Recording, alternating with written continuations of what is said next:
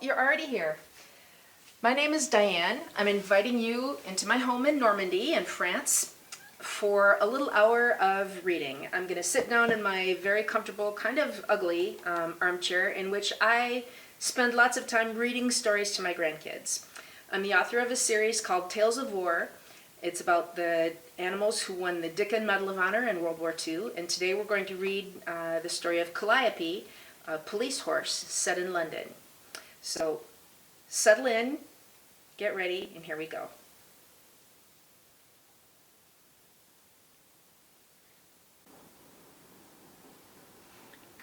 Calliope, the tale of a police horse during the Blitz. For a favorite policeman, Terry, who didn't ride a horse, but who spent a career looking after the public, and in particular teaching children about the dangers of the modern world through the words of a dog named McGruff. My name is Calliope. I am a horse, but not just any horse. I am a horse attached to the London Metropolitan Police Services, and I am beautiful. People tell me so every day. The groom who brushes my coat, keeping it glossy and clean, tells me. The young man who keeps my fittings and saddle polished and shiny tells me. My handler, Edward, who trims and braids my mane before taking me out for work, tells me what a fine mare I am. The smith who comes to change my shoes tells me. And the people who line the streets when I parade by cheer and flatter me with enthusiastic oohs and ahs. So I know that I'm beautiful. I've also been given an unusual name. I couldn't be called Sally or Bess like any ordinary horses. My name comes from Greek mythology. Calliope was the goddess of poetry and eloquence. She was a muse, a daughter of Zeus. So, by telling this story, I'll have to do my best to tell it well, making certain to live up to my namesake. I lead an extraordinary life. I live in a warm brickwork stable in central London. It is clean and pleasant. I eat well, and sometimes I'm taken out to the countryside on holiday to enjoy fresh air, thick green grass, and sunshine. Edward is particularly kind to me, and we know each other well. We've been working together for several years now. Our work days revolve around patrolling the busy streets of London, keeping an eye on the activities of the Londoners. Sometimes Edward and I have to chase down a pickpocket to arrest them. We assist the bobbies patrolling on foot. They alert us to an incident, and we help pursue the culprit. Once a troublemaker sees me dashing towards him, he pretty much stops, knowing I can easily outrun him. I am fast and impressive, as well as beautiful. Not every horse can become a police horse. I was chosen for my strength and height. I'm 15 hands tall and have been trained not to be frightened by loud noises. I've heard gunshots, motor vehicle horns, and engine backfires. Crowds don't bother me, nor does shouting. I know Edward's voice and understand his commands. He doesn't need to shout at me. Instead, he uses his knees to press his wishes into my sides. I know which direction he expects me to go and how fast he wants me to get there, just by feeling the pressure from his thighs and knees. I can stop immediately when I feel him lift his weight from the saddle as if he's about to jump off. We are a perfectly matched team, Edward and me. Lately, I've noticed the arrival of many soldiers in London. Edward and our fellow policemen have been talking about war. You see, the year is 1940, and England has been in conflict with Nazi Germany for about 9 months now. This is the second time that England has been at war with Germany this century, and many of our policemen tell stories about what happened in London during the Great War, which lasted from 1914 through 1918. Many of them had to go off to fight the Germans. They have very bitter memories of battlefields in continental Europe, in France, and in Belgium. I hear them discussing places with unusual names like Ypres, the Somme, Vimy, Passchendaele, and Verdun. They shake their heads sadly and clap each other on the back when those places are mentioned. They remember the terrible conditions in the trenches where rats lived amongst the soldiers, and a terrible sickness called the Spanish flu killed almost as many men as did the bullets of enemy soldiers. They also tell of terrible floating balloons called zeppelins, which flew slowly across the London sky, dropping bombs onto the city streets. This struck fear into the hearts of Londoners, causing extensive damage not only to morale but to buildings and homes in the city center. I find that sort of thing particularly cowardly. Soldiers are at war with one another and should keep their fighting to battlefields far away from cities. Ordinary people, women and children, should not be in danger of bombs falling from the skies, killing them in their beds. So far in this war, we haven't seen a Zeppelin, although London city officials have prepared fallout shelters in case they show up once again. I hope that this war will be nothing like the last, because even if I can run down a criminal, I cannot fly and wouldn't be helpful in arresting airplanes or Zeppelins. This morning, like so many other mornings, Edward and I exit the station house to go out on patrol. It's quite early, and people are leaving their homes to go to work, walking briskly toward the tube stations leading to the underground transportation system crisscrossing the city beneath us. The headmaster at the corner school has opened the gate to the play yard, and children are streaming towards the school from every direction. I love this part of the day. I can tell they enjoy greeting us as they start their day. "Calliope, how's a good girl today?" A young boy approaches, and I reach out to sniff his hand. Edward allows them to pat my neck and stroke my velvet nose. I blow at them in greeting and toss my perfectly trimmed mane, feeling pleased at the attention. "How are you today, Billy?" asks Edward. "Any letters from your father?" Billy rubs my white blaze, and I pull a bit on the reins to reach towards his hand, seeking more attention. "Yes, sir. We heard from him just yesterday. Everything going well, I hope?" "My mum misses him so much that I almost wish he wouldn't write to us. She cries all night after getting his letters." "Aw, your poor mother. She wants this war to be over, just like the rest of us. You keep working hard at school and don't give her any extra trouble, you hear?" "Yes, sir, I will do. Bye, Callie. Be a good horse." Billy gives my nose one last rub before dashing off through the gate. An attractive young woman dressed in a pretty flowered dress catches my attention as she approaches the gate, walking hand in hand with a small, curly-haired girl. My eyes are drawn to the girl's bright red shoes. I've never seen anything quite like them.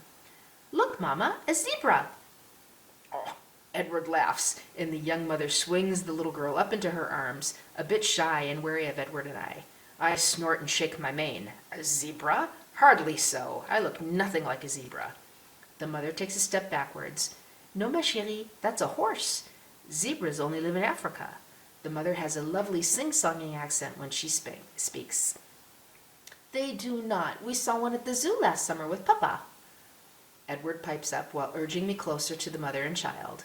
"I shouldn't think Calliope likes being called a zebra, dearie. She's a fine horse, tall and strong. Zebras are small, and they have stripes all over their bodies. You don't see any stripes on Calliope now, do you?" "No, but it rains so much here they could have all washed away." "Well, for that you're right.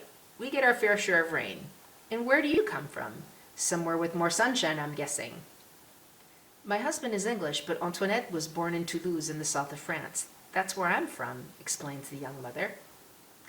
"Ha, the south of France, the land of cheese and frog's legs," laughs Edward. "We leave the legs on our froggies here, Miss Antoinette, so if I find any missing their legs, we'll know who's guilty, won't we?" "Oh, we wouldn't eat your English frogs, sir. It's a special kind of French frog from warm ponds in the south. That's what makes them so tasty. They live near where the garlic grows," Antoinette retorts. Just so, little one. Say, those are some snappy red slippers you're wearing there, dearie." "They are my new shoes that Maman bought for me before leaving France. She said we'll want to bring as many pretty things with us as possible, since London school children always dress in brown or navy blue. I think brown clothing is perfectly hideous, don't you?" Edward lifts his head and he laughs before speaking to the girl's mother. "Oh, she's a perky little thing, isn't she?" "Well, let me welcome you both to the land of fish and chips. Calliope and I hope that you get on well here. If you need anything, just ask us and we'll be happy to help you out. Now off to school with you, young miss, before the headmaster comes out to scold you and your red shoes for being late." Antoinette's mother bends to speak closely to her daughter, smooths the child's dress, and runs a hand over her wild curls. "All right, my love, it's time for you to go into class now. Remember to be polite and listen closely to what the teacher says. Try not to talk too much. Teachers like children to listen, not to talk. I'll be here at the gate when school is over." "All right, Maman. Don't you worry, I'll be fine." Antoinette waves goodbye before standing up straight, taking a deep breath, and marching off into the schoolyard, a small soldier setting off to face the enemy. Edward leans over my neck, laying his elbows across the front of the saddle. "First day in the trenches, is it?" he inquires of the mother, who watches Antoinette bravely winding through crowds of shouting children. She turns back to speak with him. "Yes, and I've got to get off to work. I'm starting a new job as a translator for the government. I wish I, too, had new red shoes to give me courage on my first day." As she turns away, she remembers her manners and stops to reach a hand out for Edward to shake. "I'm sorry, I forgot to introduce myself. My name is Rosaline Dunfield." "Ah, I knew there was a pretty name to go along with such a lovely accent. Welcome to London, Rosaline Dunfield. I am Officer Edward Watson, at your service, Mum. Can't give you new shoes, Mrs. Dunsfield, but I can say that you'll do just fine at your first day of work, and little Antoinette will be fine as well. Calliope and I will keep an eye out for her. Don't you worry yourself." "You're very kind, Officer Watson, and thank you for your offer." As she steps away, she gives me a gentle pat on the nose and whispers, "You certainly don't look like a zebra, Calliope. You're a fine horse indeed, and don't let anyone tell you different." I puff my thanks at her compliment, making her dark curls dance, then watch her hurry off to be swallowed into the crowd rushing down the steps to the tube station opposite the school. Once the children are settled in class and the headmaster shuts the gate to the yard, we set off on our usual rounds of the neighborhood. Like most days, we stop to speak with Mr. Wilson as he sweeps invisible dust from the front step of his butcher shop. We salute Mike, the young newspaper hawker, with his bag of newsprint slung across one shoulder. Mr. Perkins looks up from the workbench in the cobbler shop to wave at us as we pass by, moving upstream in the traffic of motor cars and buses carrying busy Londoners around their fast-paced lives in spite of the threat of enemy bombing. It is an ordinary day. Near the end of the working day, our last stop before making our way to the station house for supper is the corner school. Shouting children swarm out to be gathered by waiting parents. Some set off hand in hand, brothers and sisters or next-door neighbors, back to their homes and waiting teacups with mashed turnip and potato pie meals. We are here to make certain everyone is taken care of.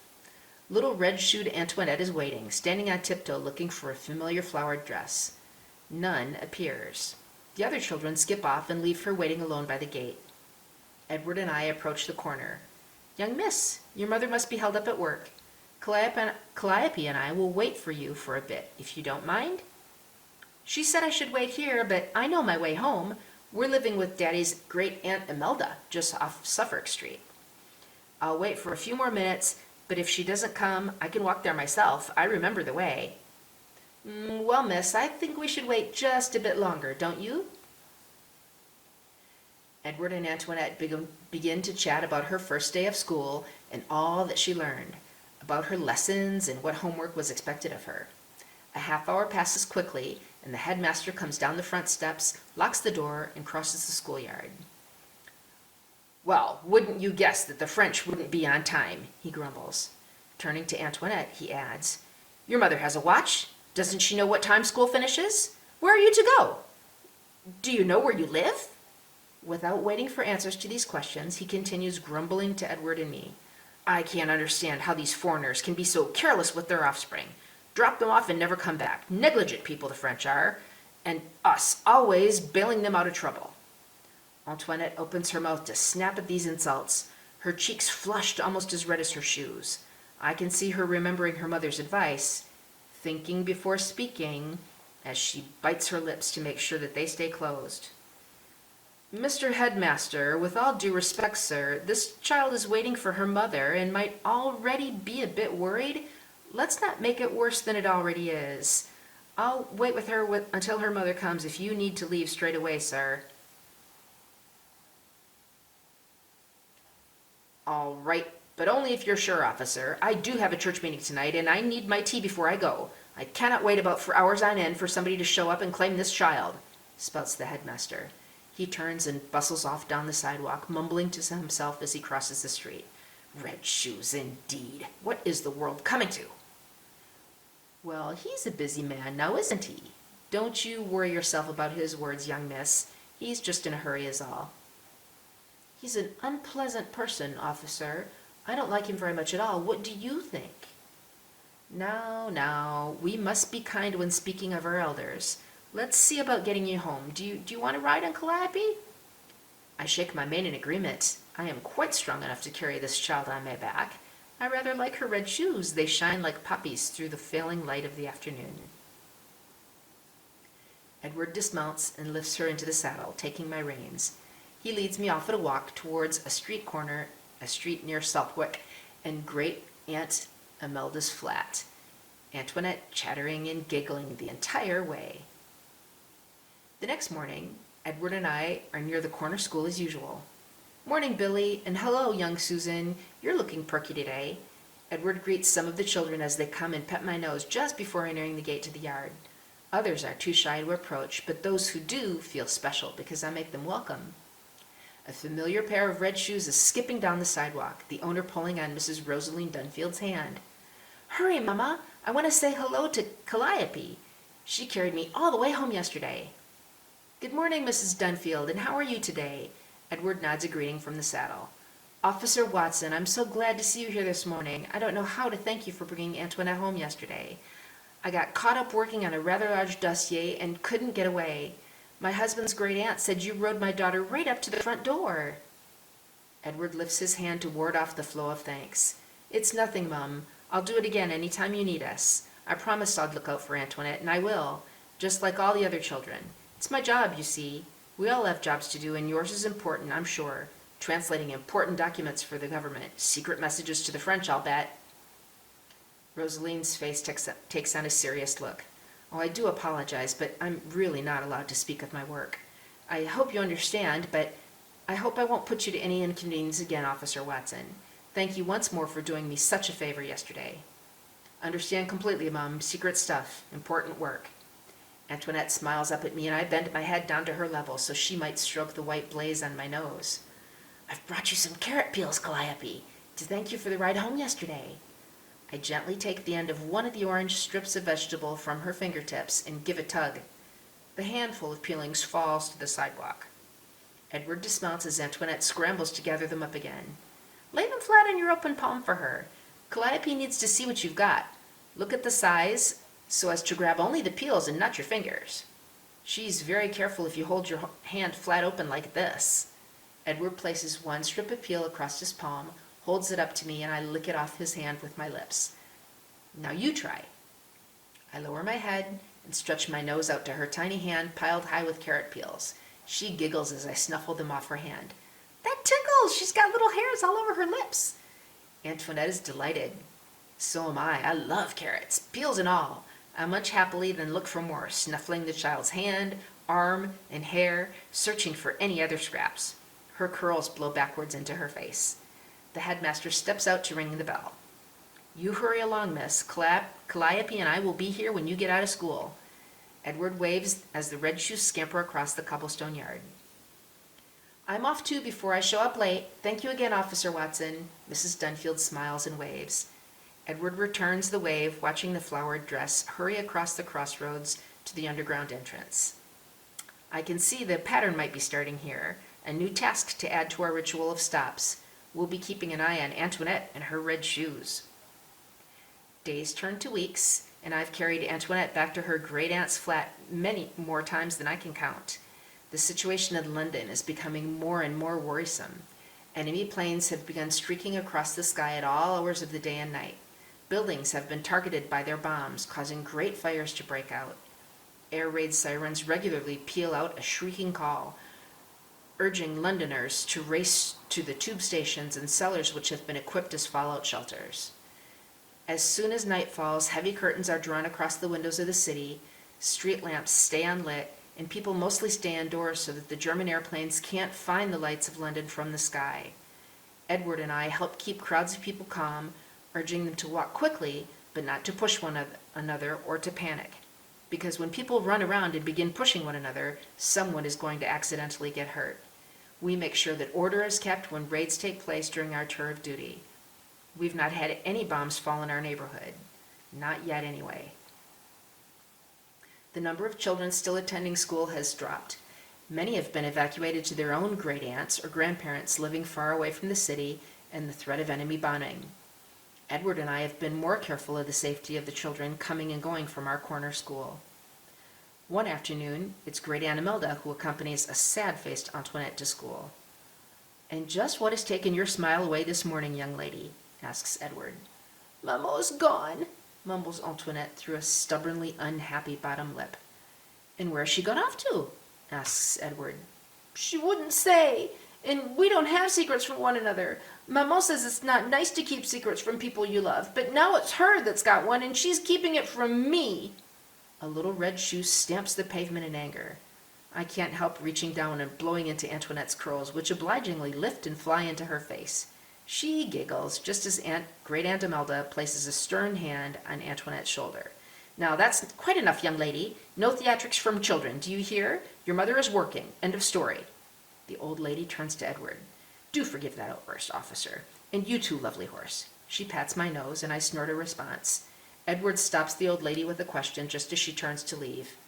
"And won't you and Antoinette be leaving the city to a safer spot outside of town, Mum? Many people have already left, you know." "Yes, well, I've lived through the bombing and hardship of one war without running away, so I guess I can do it once again, can't I?" "But surely for the child, Mum," Edward insists. "Can't protect children from life too long, now can we? And who would be there to let her mother in when she gets back? Now, good day to you, officer and horse." Great Aunt Imelda totters down the sidewalk using her cane. Antoinette waits until her aunt has gone around the corner before saying, "She's not a very, very nice lady, is she?" "All right, young lady, into school you go. You've got your teacher waiting for you." When Antoinette gets out of earshot, he leads down to whisper in my ear, "No, she's not a very, very nice lady. But it's not kind of us to judge our elders, is it, Calliope?" I bob my head in agreement and snort out the smell of mothballs left behind in my nostrils from Great Aunt Imelda's gloves. No, indeed, not very, very. Days pass, and Great Aunt Imelda walks Antoinette to school, and Edward and I carry her home in the afternoon with no sign of her mother's pretty flowered dress. Antoinette wilts a bit with each passing day. I do my best to cheer her up. I snuffle her ears and blow into her curls and toss my mane when she's on my back and skip a step or two just to listen to her squeal with delight. Our happy moments last from the schoolyard to the street just off Suffolk. Nights are punctuated with screaming air raid sirens, warning of bombs dropping from the sky. The first raids result in entire streets exploding and whole buildings reduced to piles of collapsed walls, doors, and windows. Each morning, people pick through the mess looking for their belongings. Neighbors take in neighbors who have lost everything, squeezing extra families into already cramped quarters, sharing what's left. Edward and I spend longer hours on the streets, assisting people in need, trying to answer the questions of those who have lost everything. Londoners struggle to piece together their lives every morning as if nothing horrible has happened the night before, but I can see the effect the war is having on their spirits. They don't pat my nose anymore. Few stop to talk to me or tell me that I'm beautiful. Edward has stopped braiding my mane in the morning, and there are never any cheers when we pass by in the street. It's true that Mr. Wilson nods a greeting from his front step and that Mike waves a newspaper at us, but the headlines he's shouting are more and more frightening. It sounds as though the enemy troops are winning the war. "France falls," he shouts one morning, and the passers-by cringe as Mike spreads awful news into the gray London air. "This is a sad day, Calliope," says Edward. "The enemy is getting closer and closer." When we stop at the quarter school, Edward calls out a greeting to Billy, who is dragging his feet through the running water of the gutter. "You wreck your shoes doing that, Billy. Step up into the pavement before your mom gets after you." "She won't even notice, officer. She's been in her bedroom and hasn't come out for 2 days. Oh my. Edward guesses there's been bad news from Billy's father. "Well, all the more reason to keep from harming your things then." Edward's knees urge me closer to Billy. I stretch my nose and knock off his cap, hoping to bring the boy out of his sad mood. Billy throws his arms around my neck, burying his face as he bursts into tears. I lay my ears back in surprise just as Edward swings his weight to the ground. "Here now, lad, what's the matter?" Edward bends to lay a hand on Billy's shoulder. Billy's not letting go of my neck, but that's fine. I take a step closer, making it easier for him to cling to me. A muffled voice spits out a word here and there. "Prisoner in Dunkirk, not coming home." "Oh my," repeats Edward. "Well, it's bad news, that is. But there is one thing to remember, Billy, that that your brave dad's done his duty for his country and is a prisoner. That means when the war is over, he'll be coming back home to you and your mom." Billy's shoulders shake, and he wraps his fingers in my mane as Edward tries to find the right words of comfort. "And there's some that can't say that much, Billy. It could be different. It might have been a lot worse. You remember that, lad, and take heart. He'll be coming home one of these days, your dad will. You just wait and see." I reach down Billy's back and give a tug on his jacket with my teeth, hoping to break the spell of sadness hovering above us. Edward bends to the ground and picks up Billy's cap, slapping off the dust. Now, while you're waiting for that to happen, the schoolmaster is waiting to teach you all the things you need to know to grow up and to make your dad proud. So, if I were you, I'd get in there and get to work, learning everything that I could, so I was ready when he comes back. Great Aunt Imelda and Antoinette show up just then. The little girl notices Billy rubbing away streaks of tears and runs to grab his hand. "Oh, Billy, are you sad?" "Whatever it is will be fine, I'm sure of it. Could you help me with my poem recitation? I need to practice before headmaster drills me. May I say it to you first?" The two of them walk through the gate, one chattering and the other quiet but listening. "Well, that was kind of her, don't you say, Mum?" "Yeah, she's a strange child," replies Great Aunt Imelda before turning on her cane. "Good day to you, officer and horse." I snort a reply as Officer Watson tips his hat to her back. Antoinette's got a point. Not very, very. I can't help but toss my head in agreement. That night, as I'm standing on 3 hooves dozing peacefully in my stall, the sirens go off once again. I hear the groom running down the brick hallway, throwing open the gates to the horse stalls. My saddle is flung onto my back, and he's quickly reaching beneath my belly, hooking the buckles. Edward rushes in and checks my halter, then turns back to grab a length of rope before leading me out into the hall. The other horses are being let out as well, and it's a great commotion of clattering hoofs on the brickwork. Out on the street, people are hurrying through their front doors, clinging to children and carrying their pets with them on their way to their prescribed fallout shelters. Edward swings into the saddle just as an elderly woman passes, carrying a bird cage with 2 canaries squeaking in the panic of being woken and jostled about. Another passerby is struggling with a wicker hamper, producing the frantic meows of an unhappy cat. All around us, people are moving along the dark street at different speeds, bumping into and tripping over each other. Children are crying and parents are scolding while everyone tries to move as quickly as possible. Someone crashes into my backside and I let out a surprised squeal and snort. My hoofs clatter on the street cobbles, and I can feel the atmosphere of growing fear through pounding hearts and strained breathing. "Easy now, girl. We've got to help these people safely underground. Stay quiet." Edward urges me into the street to help direct the pedestrians. From atop my back, his vantage point gives him a better view, and his voice carries over the crowds of running people. "This way, another 100 yards down to the north pavement to the tube entrance. No pushing. Stay calm. Keep moving." Over and over, he shouts the same words to people rushing down the street. "That's right. Keep moving this way. The entrance is just ahead. Keep moving. No pushing. Remain calm." Suddenly, from far overhead, the noise of a droning engine is heard. A woman shrieks in panic. "God save us! It's them! The bombers are coming this way!" As the noise grows progressively louder, I begin to shift uneasily. Edward holds my reins tight and bends to speak in my ear. "No moving, girl. Stay steady."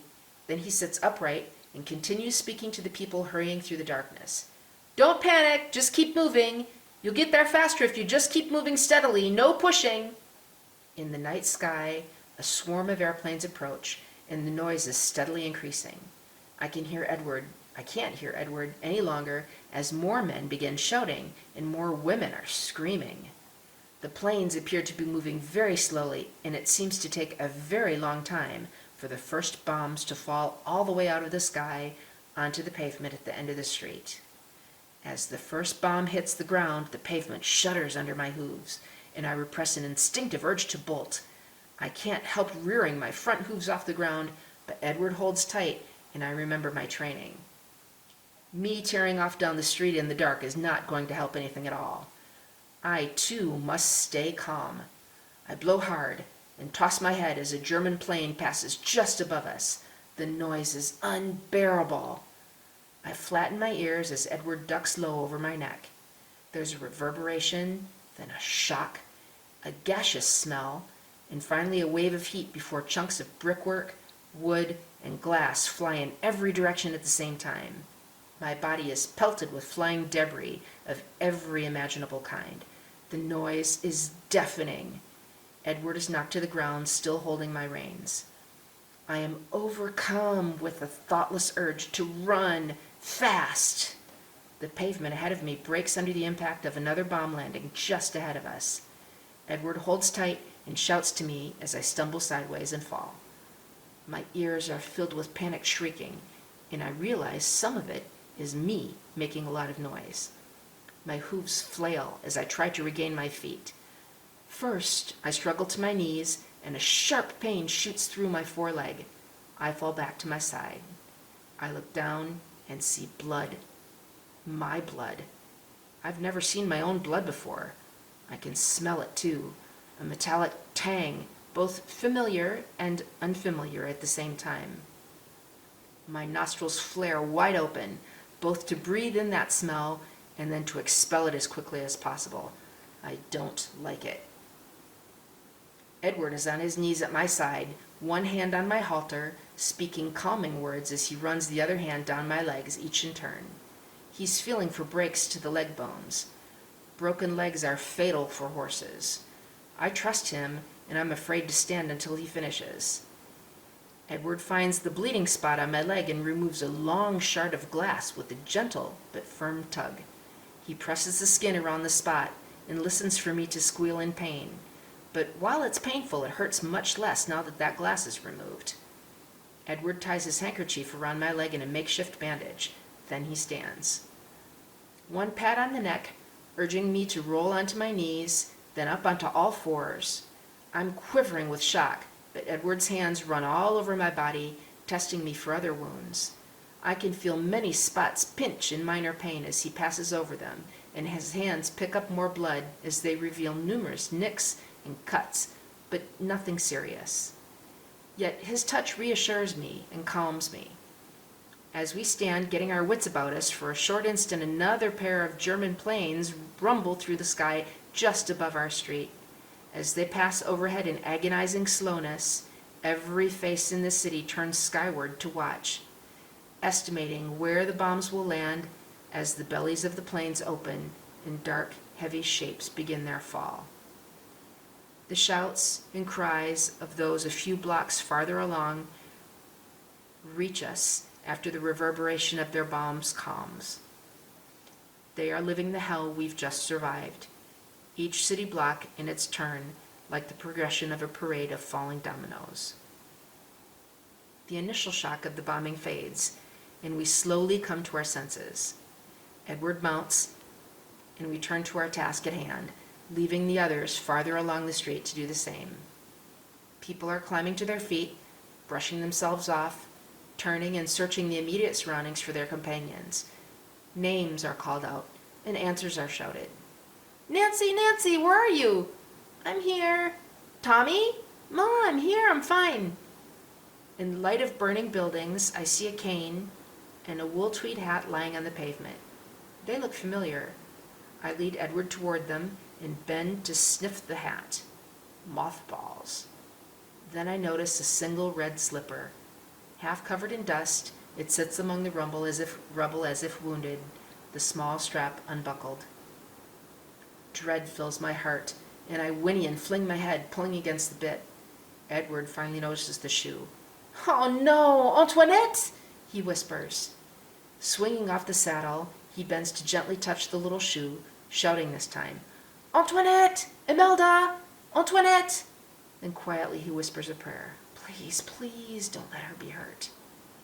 Edward scans the street to the left and to the right, hoping to see them, the owners of the red shoe and the cane. Nothing and everything. People carrying out their own searches, identical to ours, are turning over pieces of furniture, lifting doors from stairways, removing stones obstructing door frames, all the while calling out names, over and over as their voices become hoarse with churning dust. Edward continues to shout out, "Antoinette!" and drops the shoe as he lifts and pushes and uncovers the small opening to a stairwell leading to an underground cellar. "Callie, here, girl." Edward grabs the rope and wraps it around an oak beam jammed against the stairwell. He slips the other end under the leather straps passing beneath my belly, securing my saddle. "Pull, Callie." Shouting to me, he scrambles back into the saddle and presses his knees into my sides, turning me away from the sidewalk. My reins are taut, and I take a cautious step, feeling the rope pull on the saddle. Edward turns in the saddle, looking over his shoulder to judge the progress. Nothing. "Pull, Callie, harder. You can do it. Pull." The beam squeaks across the stone foundations, moving just a few inches before jamming once again. I puff and snort with the effort. My muscles are trembling. Edward jumps back off the saddle and bends into the space leading down to the cellar. "I hear something. Pull, Callie." This time, with no weight in the saddle to hold it on, the taut rope begins to shift the saddle on my back, inching its way out of place, sliding along my back. I feel someone else hoist onto my back and am surprised to see a trail of flowered material brush by my face. A softer voice bends toward my ear. "Please, Callie, pull hard. For me?" My job isn't over. I push with the heavy muscles in my haunches, straining forward as I pull with all the weight of my body, step by tiny step, my hooves slipping on the cobbles. I can feel drops of blood ooze through the wound on my leg and dozens of tiny sore spots, all telling me to stop because this work hurts. The beam groans in resistance, refusing to budge. But I'm not giving up. I'm pulling for Edward, for great Aunt Imelda, for tiny red-shoed Antoinette, and for the woman with the top-secret job perched on my back, urging me to give it my all. I take a deep breath, filling my chest with enough air to send a jolt of energy to my aching muscles. It's with the biggest heave I can imagine that the beam finally pulls free with a clatter and a thump. My rider jumps down as Edward carefully climbs down into the stairwell. Mrs. Rosaline Dunfield follows. As they disappear from my sight, I am overwhelmed with curiosity and turn to stand at the edge of the hole, pawing the ground, whinnying and generally showing my impatience. From inside, I hear muffled voices and crying. I reach down and sniff at the wounded red shoe, plucking the loose strap from the pavement with my teeth. Finally, a mass of curly hair pokes up through the rubble. I toss my head in greeting, and the red slipper flings around my nose, dangling by its strap, waving in greeting to its owner. One by one, 3 more heads emerge. Great Aunt Imelda is helped through the jagged opening until each one of my friends is safe on the sidewalk. There's much hugging and patting and joyous greetings exchanged while I whinny and whicker and stamp my hooves with relief, the shoe dancing in my teeth. They turn to me, disheveled and filthy with dirt and ash. Antoinette gives a shout of pure happiness as the others laugh. "Callie, you found my shoe!" Antoinette reaches to retrieve it from my teeth, slips it on, and buckles the strap. I cannot resist bending over her and blowing in her hair just to make her curls dance. Her face is streaked with dust and tears. Antoinette giggles. "I'm afraid I need a bath, and so do you, Callie." A puff of dust rises as she strokes the dirt from my once white blaze. In spite of all the dirt and all the scrapes and cuts, I have never felt more beautiful. The end. So I hope you enjoyed the story of Calliope. The collection Tales of War actually tells the stories of the animals who fought alongside the soldiers in the Second World War. We'll be back another day to do one of the other stories. Hope you enjoyed it and hope to see you soon.